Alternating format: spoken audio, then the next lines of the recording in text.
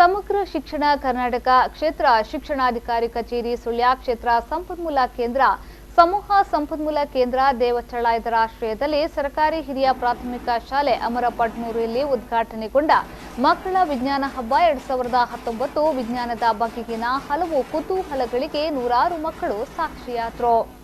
2 ದಿನಗಳ ನಡೆಯುವ ಮಕ್ಕಳ ವಿಜ್ಞಾನ ಹಬ್ಬಕ್ಕೆ ಚಾಲನೆ ನೀಡಿದ ತಾಲೂಕು ಪಂಚಾಯತ್ ಸದಸ್ಯ ರಾಧಾಕೃಷ್ಣ ಬುಳ್ಳೂರು ಅವರು ಮಾತನಾಡಿ, ವಿಜ್ಞಾನ ಎನ್ನುವುದು ಜಗತ್ತಿನಲ್ಲಿ ವೇಗವಾಗಿ ಬೆಳೆಯುವ ಕ್ಷೇತ್ರ। ಈ ಕ್ಷೇತ್ರದ ಮೇಲೆ ಮಕ್ಕಳಿಗೆ ಅರಿವು ಮೂಡಿಸುವ ಸರ್ಕಾರದ ಯೋಜನೆಗಳು ಮಕ್ಕಳಿಗೆ ಪ್ರಯೋಜನಕಾರಿಯಾಗಿದೆ ಎಂದು ಹೇಳಿದರು। ಒಂದು ರೀತಿಯ ಹೊಸತನವನ್ನ ಈಗಿನ ವೇಗವಾಗಿ ನಡೆಯುತ್ತಿರುವಂತ ನಮ್ಮ ವಿಶ್ವದಲ್ಲಿ ವಿಜ್ಞಾನ ಅಂತ ಹೇಳುವಂತದ್ದು ಅಂದ್ರೆ ವಿಶೇಷವಾದ ರೀತಿಯ ಹೊಸತನಗಳನ್ನು ಕಂಡುಕೊಳ್ಳುವಂತ ಒಂದು ಸಂಗತಿಗಳು ಭಾರಿ ವೇಗವಾಗಿ ನಡೆಯುತ್ತಿರತಕ್ಕಂಥ ಸಂದರ್ಭದಲ್ಲಿ ಮಕ್ಕಳಿಗೆ ಬಹಳ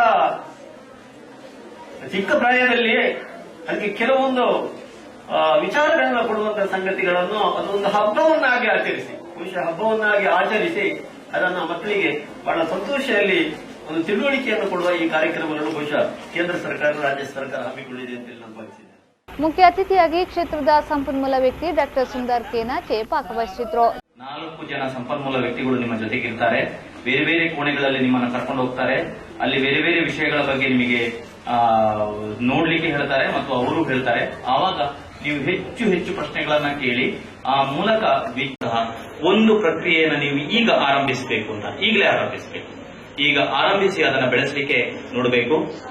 ನಿಮಗೊಂದು ಅವಕಾಶ ಸಿಕ್ಕಿದೆ, ಇಡೀ ಸುಳ್ಯ ತಾಲೂಕಿನಲ್ಲಿ 2 ಕ್ಲಸ್ಟರ್ಗಳಿಗೆ ಮಾತ್ರ ಈ ಅವಕಾಶ, ಒಂದು ಸುಳ್ಯ ಕ್ಲಸ್ಟರ್ಗೆ, ಇನ್ನೊಂದು ಸುಳ್ಯ ತಾಲೂಕಿನ ಮಧ್ಯಪ್ರದೇಶ, ಇದು ಈ ಅಮರಪಟ್ನೂರು ಗ್ರಾಮ, ಇದು ಮಧ್ಯದಲ್ಲಿ ಇರುವಂತಹ ಒಂದು ಪ್ರದೇಶ, ಮಧ್ಯಪ್ರದೇಶ ಇದು, ಇಲ್ಲಿಯ ಮಕ್ಕಳಿಗೆ ಸಿಕ್ಕಿದೆ ಈ ಅವಕಾಶವನ್ನ ಇಲ್ಲಿ ಸೇರಿರತಕ್ಕಂಥ ಎಲ್ಲ ವಿದ್ಯಾರ್ಥಿಗಳು। ಸಮಾರಂಭದ ಅಧ್ಯಕ್ಷತೆಯನ್ನ ಅಮರಪಟ್ನೂರು ಗ್ರಾಮ ಪಂಚಾಯತ್ ಅಧ್ಯಕ್ಷ ಸೀತಾ ಎಚ್ ವಹಿಸಿದ್ರು।